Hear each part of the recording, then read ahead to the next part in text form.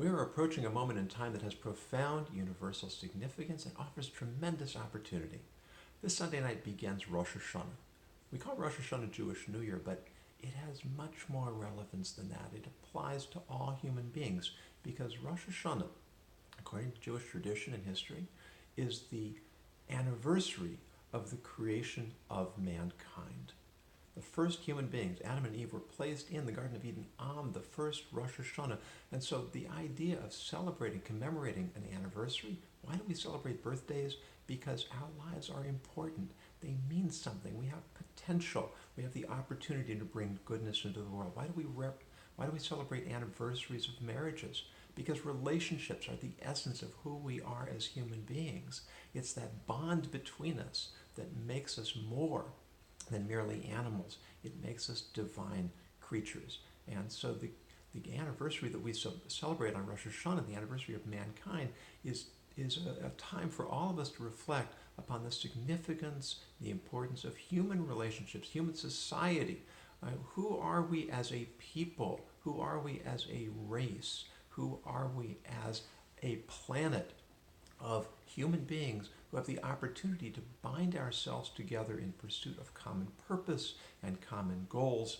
We're living in a times where there is so much polarization, where there is so much willingness and eagerness to attack, to condemn, to look for ways of dividing ourselves and splitting ourselves up from one another.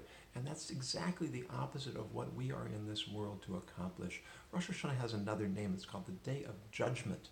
And first and foremost, it's a day when we have the opportunity, we have the mandate, we have the obligation to judge ourselves, to ask ourselves, what am I up to in life? What am I contributing to the world? What am I bringing to the society in which I live to make that society a better place, to make the world I live in and the communities I live in better for those around me, those with whom I come in contact on a daily basis? How can I be a better spouse, a better parent, a better child, a better friend, a better neighbor, a better boss, a better employee? These are the questions that we are supposed to ask ourselves in this season.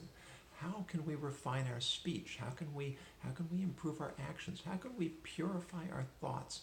How can we find ways of coming together as communities, as a society, in pursuit of a higher purpose, in our collective mission to make the world we live in a better place to live for all of us? Because ultimately, we all benefit if we look for ways to find common ground, if we look for ways to commit ourselves to common ideals. There is so much good we can bring into the world. There is so much beauty we can create. There is so much that we can do for one another, and by being selfless. Ultimately, that is the most profound form of selfishness, because when I get to live in a better world, that benefits me. And so this Rosh Hashanah, let's take advantage of this opportunity.